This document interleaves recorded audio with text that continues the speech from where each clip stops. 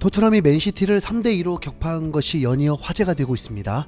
BBC는 이번 리그 경기를 통해 2주의 팀을 선정했는데 이례적으로 토트넘의 3인방이 모두 선정되었습니다. 손흥민은 선제골 어시스트와 역전골의 어시스트, 케인은 역전골과 극장골, 클루셉스키는 선제골과 역전골 어시스트, 이 화려한 활약으로 15점 무패를 달리고 있는 맨시티를 격파한 것입니다. 더 놀라운 것은 맨시티는 현재까지 총 3패를 했는데 그중 2패를 토트넘에게 당한 것이고, 토트넘은 구단 역사상 처음으로 1위 팀을 상대로 더블을 기록하게 되었습니다. 이 기록의 직접적인 경험은 콘테는 한 번이고 케인도 한 번이고 클루셉스키도 한 번이지만 손흥민만 유일하게 두 경기 모두 1등 공신이었습니다. BBC 선정된 선수 중 손흥민만 유일한 경험이라는 것이죠. 콘테 감독은 토트넘이 맨시티 원정에서 6년 만에 승리한 유일한 감독이 되었습니다. 손흥민은 평점 8.7, 최대 9점까지 받게 되었습니다. 분명 손흥민이 아니었다면 맨시티를 이기려고 하는 것 자체가 비웃음거리가 됐을 것입니다.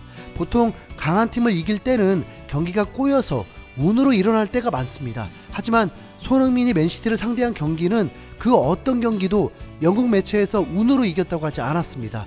맨시티가 전력은 더 좋지만 토트넘이 더 잘 싸웠다면서 승리를 인정해주는 격이었죠. 그럼 손흥민이 MOM이었느냐? 네, 그건 아닙니다.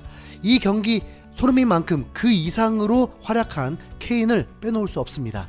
케인은 실질적으로 손흥민보다 몸값도 높고 연봉도 높고 영국 프리미엄을 빼더라도 세계 1, 2위를 다투는 최고의 스트라이커입니다.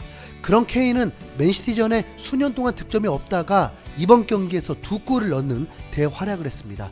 개막전 경기에 맨시티를 상대할 때 케인은 출전하지 못했습니다.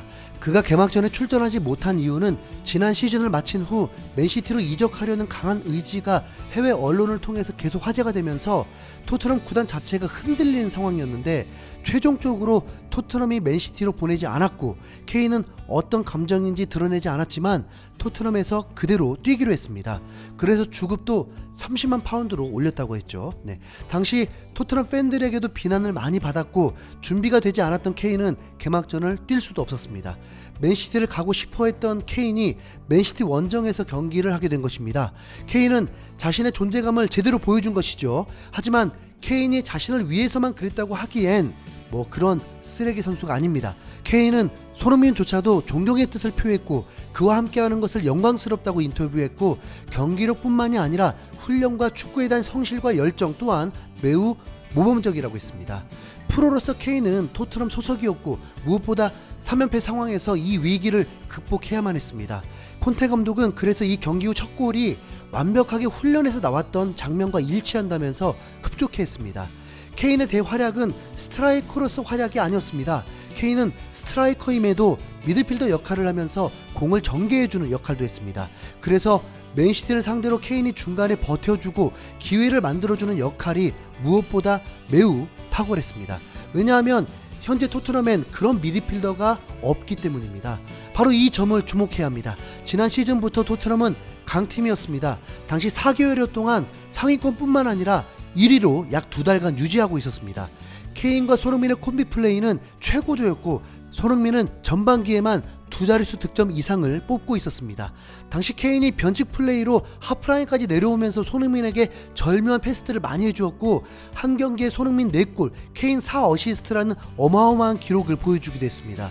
그런데 어느 날부터 케인의 득점이 더 많아졌고 토트넘은 패배가 더 많은 팀이 되면서 추락하게 되었습니다. 이상하게도 케인이 골을 넣으려 하면 팀이 부진했습니다. 그리고 손흥민이 활약하면 팀이 이기고 케인이 어시스트하면 더 좋은 팀이 되었습니다. 바로 이번 맨시티전에서도 그 경기를 보여준 것입니다.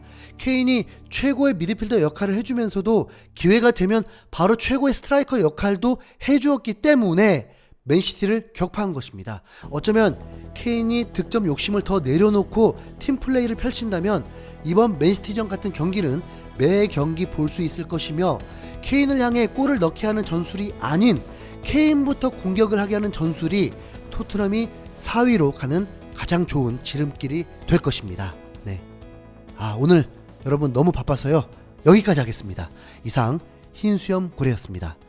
감사합니다.